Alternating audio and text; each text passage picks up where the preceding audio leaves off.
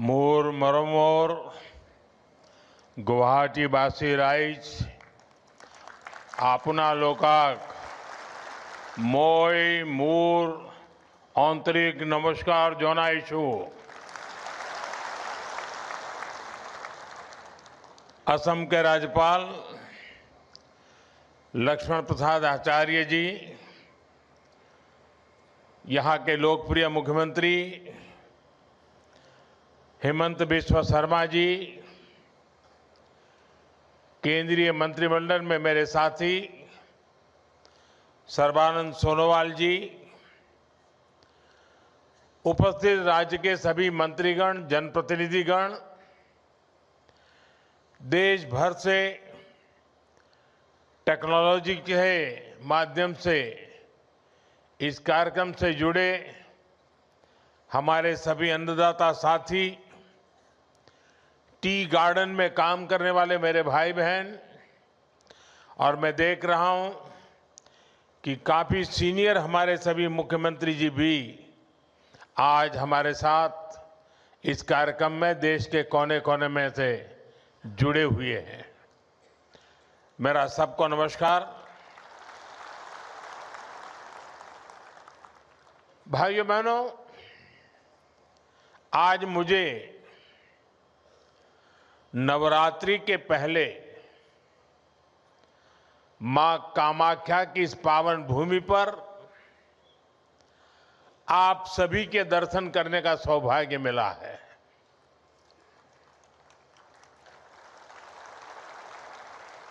मां कामाख्या के आशीर्वाद से थोड़ी देर पहले यहां से 19,500 करोड़ रुपए के डेवलपमेंट प्रोजेक्ट्स का शिलान्यास और लोकार्पण हुआ है।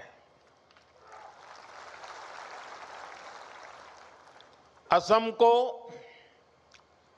ऊर्जा क्षेत्र में आत्मनिर्भर बनाने वाले प्रोजेक्ट से लेकर असम आने वाले लोगों की सुविधा के लिए जो काम हुए हैं, ढेर सारे प्रोजेक्ट्स आज असम को मिले हैं।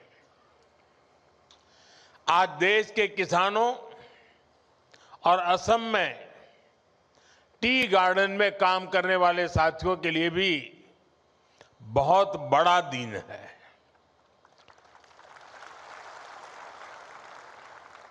कुछ क्षण पहले पूरे देश में पीएम किसान सम्मान निधि के तहत 18,000 करोड़ रुपए से अधिक की राशि हमारे करोड़ों अन्नदाताओं के खातों में भेजी गई है।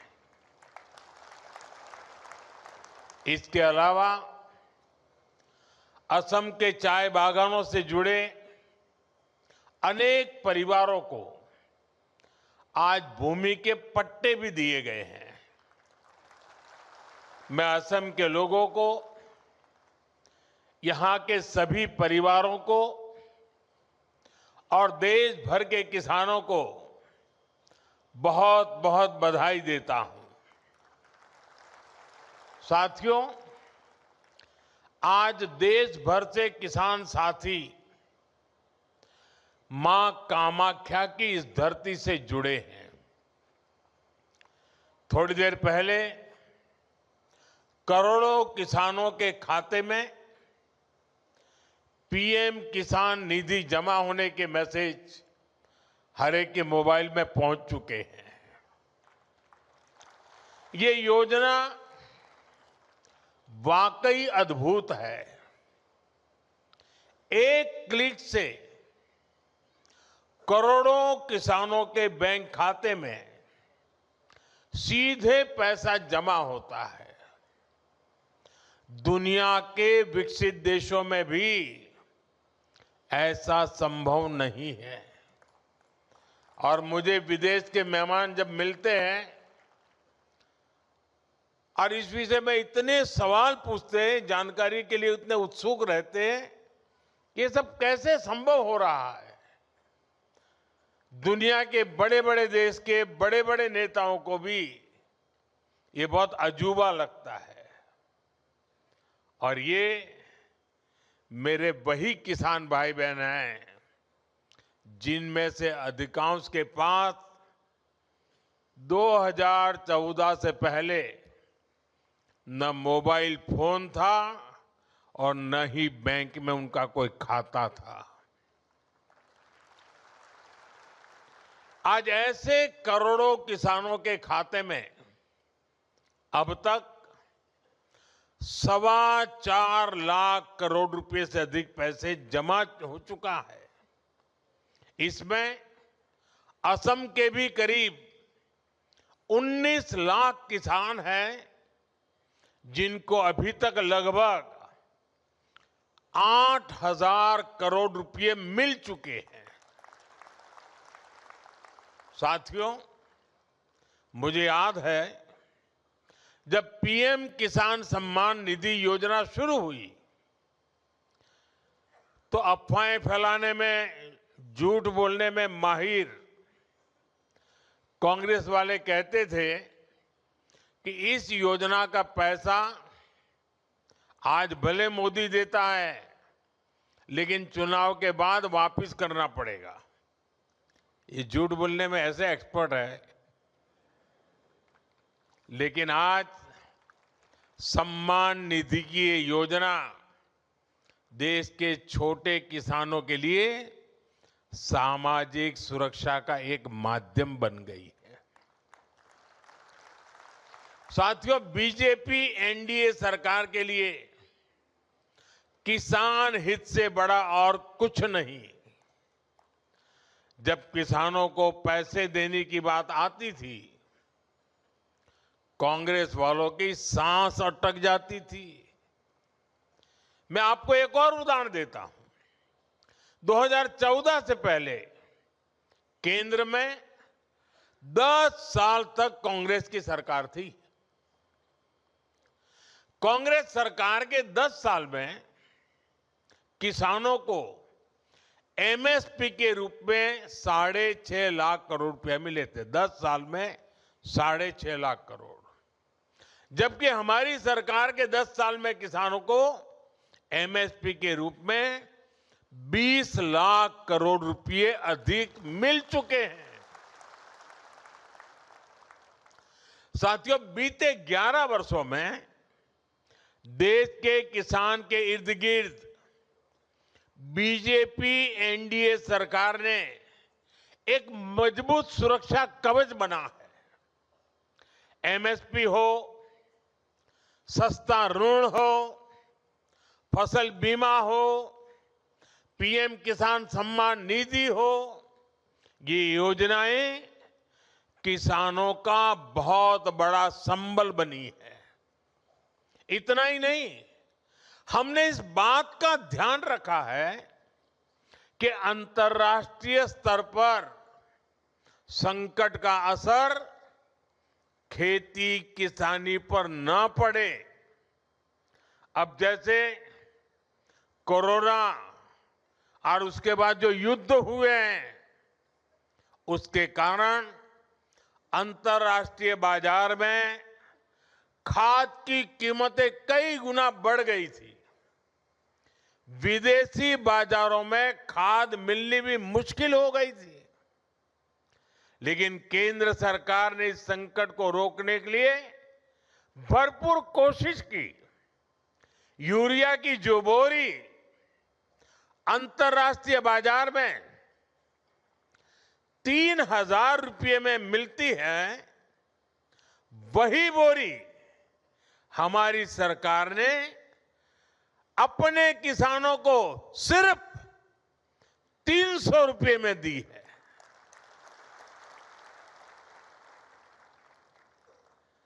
इस पर सरकार ने अपने खजाने से 12 लाख करोड़ रुपए से अधिक खर्च किए हैं ताकि मेरे किसानों पर बोझ न पड़े। ये बोझ सरकार अपने कंधों पर उठा रही है। साथियों, बीते दशक में भाजपा एनडीए सरकार ने एक और बहुत बड़ा काम आत्मनिर्भरता को लेकर किया है। हमने कृषि को बाहरी संकटों से बचाने के लिए आत्मनिर्भरता को प्रोत्साहन दिया है। हमने आजाद भारत में बार बार देखा है कि दुनिया के दूसरे हिस्सों में लड़ाइयां होती हैं, कहीं सप्लाई चेन में दिक्कत आती है तो परेशानी हमारे किसान को होती थी। कभी खाद महंगी हो जाती थी, कभी डीजल और ऊर्जा की कीमत बढ़ जाती है, क्योंकि दशकों तक कांग्रेस पार्टी ने देश को दूसरे देशों पर निर्भर रखा। इससे खेती की लागत भी बढ़ जाती थी। साथियों, किसानों की खेती नई तकनीक से जुड़े, उन्हें सिंचाई के नए तरीकों से जोड़ा जाए और फसलों को भी लाभ मिले, इस मंशा से हमारी सरकार ने पर ड्रॉप मोर क्रॉप की नीति बनाई। ड्रिप और स्प्रिंकलर जैसी माइक्रो इरिगेशन टेक्निकों को किसानों तक पहुंचाया। इससे सिंचाई भी बेहतर हुई और लागत भी कम हो गई। आज सरकार आपके खेतों को सोलर पंप से जोड़ने के लिए काम कर रही है और हमारी कोशिश है कि डीजल पर आपका खर्च कम से कम हो। केंद्र ने जो कुसुम योजना बनाई है वो इसीलिए है। आज बहुत सारे किसान न सिर्फ सोलर पंप लगाकर सिंचाई कर रहे हैं, बल्कि उससे बिजली बनाकर पैसे भी कमा पा रहे हैं। और इसलिए मैं कहता हूं, अन्नदाता ऊर्जादाता बने। साथियों, हमारा निरंतर प्रयास है कि खाद और कीटनाशकों पर किसानों की निर्भरता भी कम हो। कांग्रेस की गलत नीतियों के कारण देश के 5 बड़े खाद कारखाने बंद हो गए थे। हमने उन खाद कारखानों को फिर से शुरू करवाया। साथ ही किसानों को नैनो यूरिया से जोड़ने के लिए भी कई काम किए। आज देश के किसान को इसका लाभ मिल रहा है। अब बीजेपी एनडीए सरकार देश के किसानों को प्राकृतिक खेती के लिए प्रोत्साहन दे रही है। किसान जब बहुत बड़े स्तर पर प्राकृतिक खेती को अपनाएंगे तो मिट्टी भी सुरक्षित रहेगी और हमारे अन्नदाता वैश्विक संकटों से भी सुरक्षित रहेंगे। साथियों, एक तरफ बीजेपी एनडीए सरकार किसानों को लेकर काम कर रही है, हम देश को आत्मनिर्भर बनाने में जुटे हैं। वहीं आज कांग्रेस ने एक बार फिर साबित कर दिया है कि वो किसी भी स्थिति में देश के प्रति ईमानदार नहीं है। आज युद्ध से बने संकटों के बीच भी कांग्रेस सिर्फ अफवाहें फैलाने और अपप्रचार करने में जुटी है। और मैं जरा कांग्रेस के साथियों से कहना चाहता हूं, एक काम करिए, लाल किले पर से 15 अगस्त को पंडित नेहरू जी ने जो भाषण दिए हैं, जरा भाषण सुनिए, आप सुनकर के हैरान हो जाओगे। लाल किले से 15 अगस्त को एक बार कह रहे हैं पंडित जी कि उत्तर कोरिया और दक्षिण कोरिया में लड़ाई चल रही है, इसलिए भारत में महंगाई बढ़ रही है। अब उत्तर कोरिया दक्षिण कोरिया कहां है और यहां पर महंगाई बढ़ने की बात नेहरू जी कह रहे थे। और आज कांग्रेस के लोग देश को गुमराह करने में लगे हैं। वैश्विक संकटों का प्रभाव क्या होता है, यह आज दुनिया देख रही है। साथियों, बीजेपी एनडीए की सरकार ने हमारी रिफाइनरीज के विकास के लिए, रिफाइनिंग कैपेसिटी के विस्तार के लिए काम किया है। आज भारत दुनिया का वो देश है जो अपनी ही नहीं बल्कि विश्व की ऊर्जा जरूरतों का भी ध्यान रख सकता है। यहां असम में जो हमारी रिफाइनरीज है, उनको भी बीते वर्षों में एक्सपांड किया गया है। असम सहित पूरे नॉर्थ ईस्ट में गैस पाइपलाइन इंफ्रास्ट्रक्चर पर अभूतपूर्व निवेश किया जा रहा है। नुमालीगढ़ सिलीगुड़ी पाइपलाइन के अपग्रेडेशन का काम भी पूरा हो चुका है और असम के गोलाघाट में दुनिया का पहला second generation bio ethanol plant भी स्थापित किया गया है। इन सारे प्रोजेक्ट्स का बहुत बड़ा फायदा इस पूरे क्षेत्र को होगा। साथियों, रेलवे की विदेशों पर निर्भरता कम हो, हमें विदेशों से कम तेल मंगाना पड़े, इसके लिए एक दशक में बहुत बड़ा काम हुआ है। पिछले 10 साल में आज देश का करीब करीब पूरा रेल नेटवर्क इलेक्ट्रिक रूट से जुड़ चुका है और जल्द ही हम 100% 100% इलेक्ट्रिफिकेशन का लक्ष्य भी पूरा कर रहे हैं। इस इलेक्ट्रिफिकेशन के कारण देश में करीब करीब 250 करोड़ लीटर डीजल की बचत हो रही है। असम में भी रेलवे नेटवर्क का तेजी से बिजलीकरण हो रहा है। आज भी यहां रेलवे के बिजलीकरण से जुड़े प्रोजेक्ट का लोकार्पण और शिलान्यास हुआ है।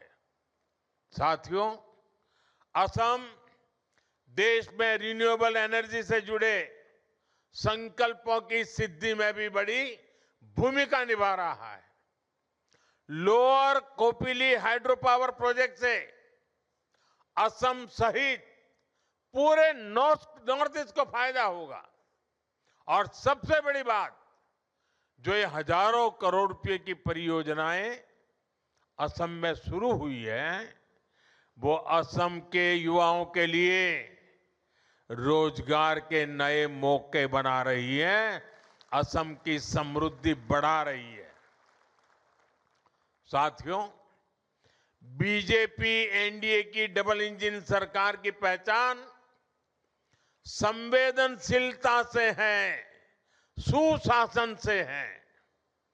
देश के हर क्षेत्र, हर वर्ग का विकास, ये हमारी प्राथमिकता है। इसी भाव के साथ आज असम के टी गार्डन में काम करने वाले साथियों के लिए बहुत बड़ी पहल हुई है। जिनकी मेहनत से असम की वैश्विक पहचान को बल मिला, जिनकी उगाई चाय की खुशबू दुनिया भर में भारत की पहचान बनी,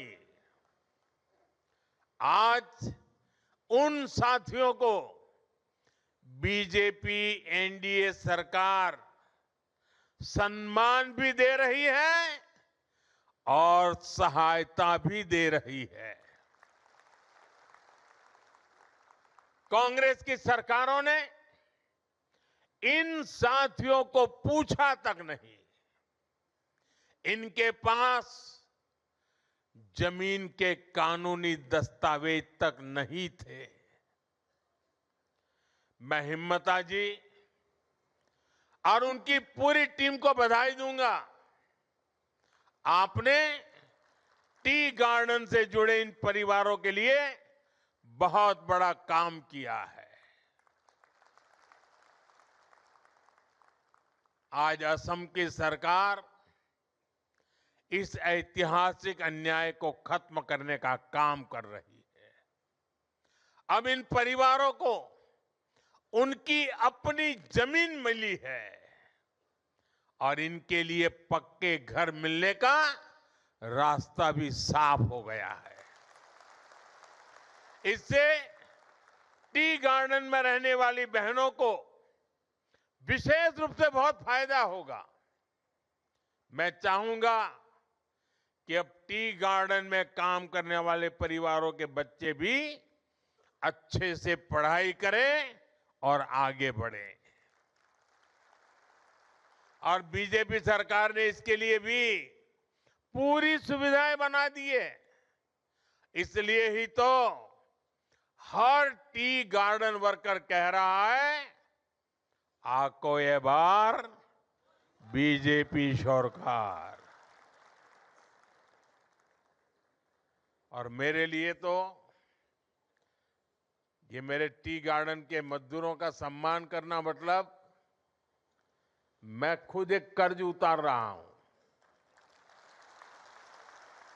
क्योंकि आप चाय बागान में काम करते थे।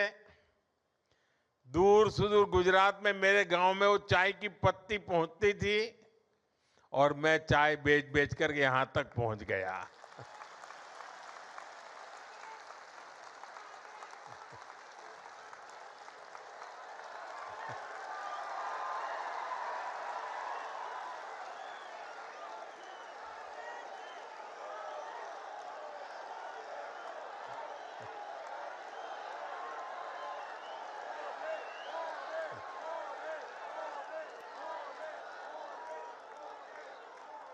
अब मुझे बताइए, ये टी गार्डन वालों के आशीर्वाद नहीं होते तो मैं यहां पहुंचता क्या?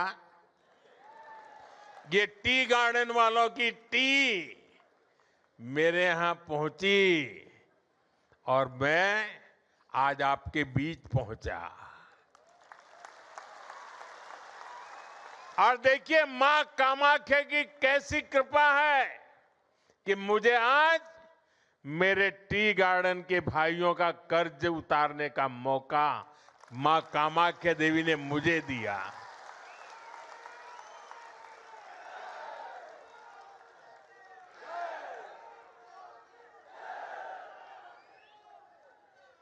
साथियों,